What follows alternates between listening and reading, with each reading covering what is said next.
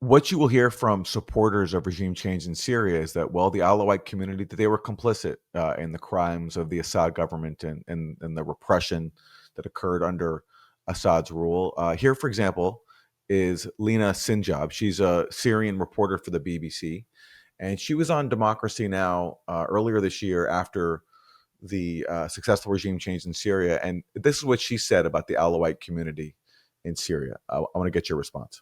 Agenda behind, because the Alawites community are worried about prosecution. Most of the Alawite community are, supportive of President Assad or former President Assad, and they had contributed or been part of the crackdown, the brutal crackdown on the Syrians. Arrest, torture, imprisonment, and killing. So they will be prosecuted, and that's why they are, out and about trying to put pressure so there will be a general amnesty on the Alawite community.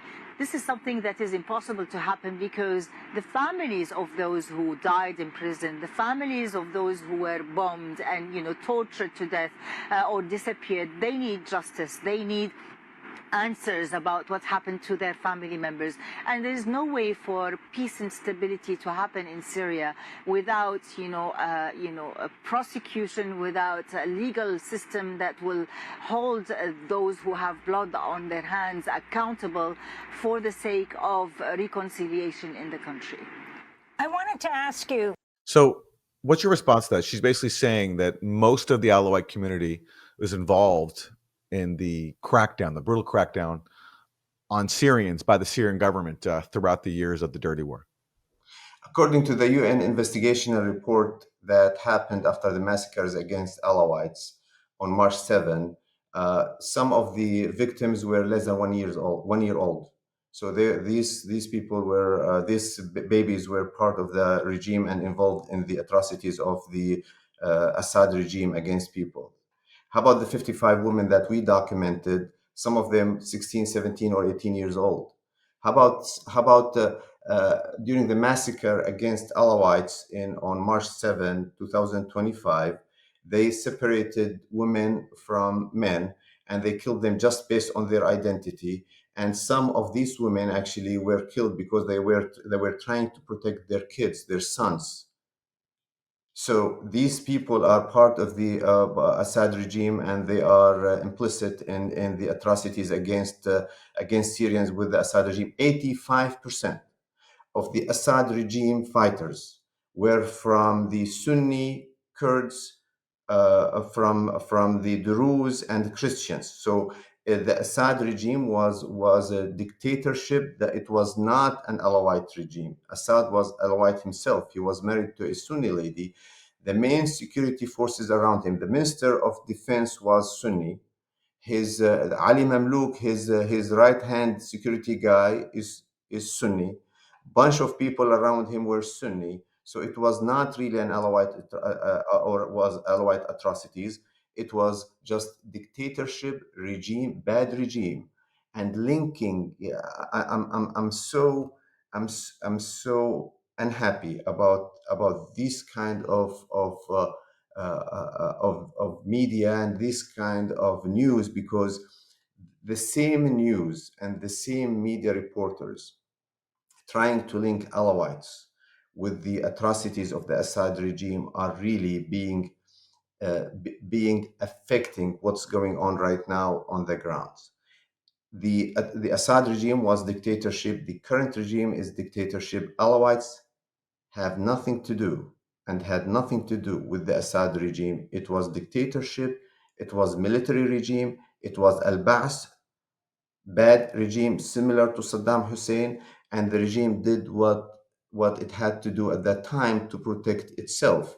It has nothing to do with the Alawites, and I'm so sorry to hear stuff like that, because it's really affecting the the survival of the Alawites in the region, because considering the Alawites are Fulul Nizam or remnants of the Assad regime, it's really affecting their survival in the region. And I'm so sorry to hear stuff like that, because that's what's really making the killing of Alawites being an easy. Guess what? Look what happened to the Druze. Druze were not Assad was not a Druze guy.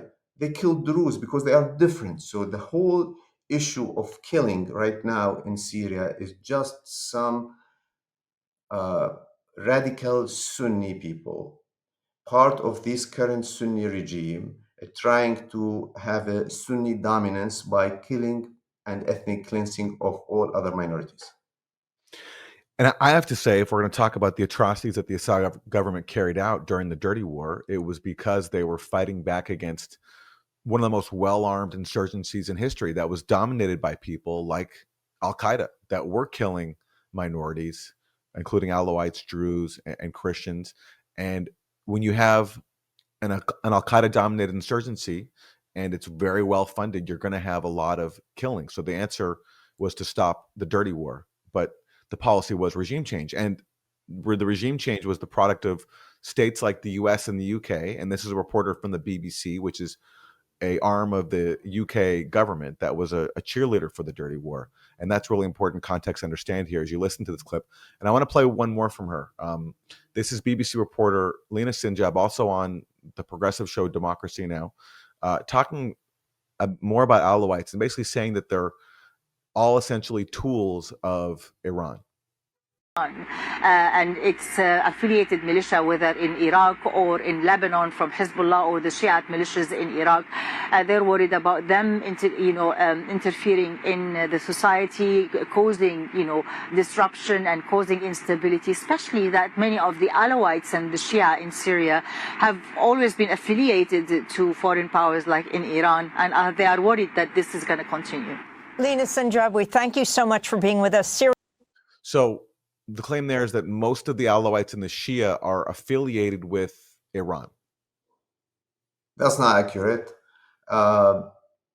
Alawites are very educated, very secular people, and they really not religious at all.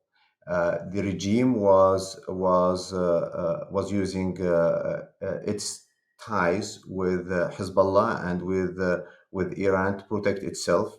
It was not really an Alawite issue to have some kind of alliance between the previous regime and these forces. And there's really no ties between Alawites and Hezbollah or Alawites and Iran. And if you look at the behavior of Alawites right now, they are very well educated, westernized kind of people. They are at the coastal area of Syria, most of them, some of them in around Damascus, some of them around Homs, some of them around Hama, but all of them are educated. They're really not. They're not religious people, and there's really no relationship or ties between Alawite themselves. And this is part of the confusion that the previous regime, being Bashar Assad being an Alawite himself, had his ties with Iran to protect itself, had its ties with Hezbollah to protect itself. Look at the Alawites in Lebanon right now. They have nothing to do with the Hezbollah forces at all.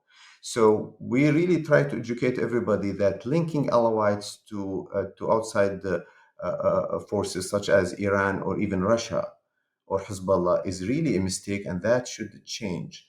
There's a huge difference between linking Al Qaeda or linking HTS or Julani himself with the Turkish intelligence and the help that he got from Turkish intelligence as well and Turkish forces. But the Alawites themselves, they are peaceful people. They have nothing to do with all these agendas in the Middle East against, God forbid, Israel or any other forces. They really want to live in peace, and they want to govern themselves. And this is why, decentralization is going to be the way to go. If these kind of, you generalizing, saying all Alawites or most of Alawites are Fulul Nizam or remnants of the Assad regime, or they really would like to have ties with Hezbollah or Iran, it's just a huge mistake, and it's a lethal mistake because it's really affecting the existence of these people. Prior to Assad being overthrown, critics of the regime change war there, which cost the U.S. and its allies a lot of money, they spent billions of dollars arming an insurgency that they knew was dominated by Al Qaeda with weapons. Criticism of the regime change operation would be met with claims like listen to Syrian voices. This is what Syrians want. And what I and others would argue is that Syria is not a monolith. Like every country, there's no unified voice. And I'm just curious. I mean, what is your reaction to this characterization of most Syrians as wanting regime change in Syria and supporting the insurgency led by Al Qaeda that carry? I mean, I think it's completely false. It's to claim most Syrians, like you said, Syrians are not a monolith. We all have our unique experiences. Even within the Druze community itself, you had conflicting voices. Some people that wanted Assad gone, and some people that didn't, which resulted in the Druze having a very interesting relationship with the previous government that sort of balanced on kind of a neutrality of not being completely against the previous government and also not fully supporting it either. You had defectors within the Druze community that didn't want to join and fight in the Syrian army at that time, and you had people that were still serving and proud to serve. So I'd say in any town in Syria, you could find both opinions. There was never most Syrians. And I think the idea that most Syrians comes from the US's longstanding foreign policy of trying to create this image in countries that they're bringing democratization and the Syrian voice is one voice and we're all calling for the same thing. They've done this in many countries. Unfortunately, with Syria, it became so convoluted with all of these different groups and countries having involvement in that war, which I wouldn't even characterize as a civil war, um, uh, that it created mixed messages. And it's one of those few examples where even on the left and even in traditionally liberal media, such as like Democracy Now, you had people reporting that very, very one voice, this is a dictator, we need to remove him. Anything that goes contrary to that messaging, oh, you're an Assadist, you love dictators, which was not the case. A lot of us that were standing against that and didn't want foreign involvement in Syria was precisely fearing what has transpired. Now you have a government that is run by a man that was the head of Al Qaeda in Syria and then worked as a prominent leader in ISIS in Jabhat al-Nusra that later became Hayat Tahrir al-Sham, that was designated as a terrorist organization by the US. He had a bounty on his head by the US that was later lifted when suddenly he was wearing suits and no longer a terrorist. And he's incorporated all of these extremist elements into his defense ministry. And in addition to that, we have to look at the context of Syria that has been a geopolitically important country since its inception, since it gained independence. I mean, even in the 1940s, you had the US already injecting money into the country through the Muslim Brotherhood to orchestrate coups against non-aligned governments, governments that weren't pro-Western. And the claim was that they were communist, that we needed to remove these leaders from Syria because they're pro-communist or they're pro-Soviet Russia. But the truth is, there was no strong communist leadership in Syria at that time. And the only reason we aligned ourselves with the Soviets at that time was because we saw the threat of the West. We were given no other choice. And you had a couple things going on in the 40s and 50s. I mean, in the 50s, Ben Gurion developed his doctrine of periphery, where he utilized, in order to combat pan-Arab nationalism, he utilized non-Arab allies or ethnic minorities to turn public opinion and raise arms against the predominant power at the time. And in the 40s and in the 50s, you had the recently successful coup in Iran, orchestrated by the CIA, and they thought that they could do the same in Syria. And you had all these different people trying to overthrow the government of Syria, which resulted in a series of successive coups, one after the other, until we had a period of political stability under Hafez al-Assad.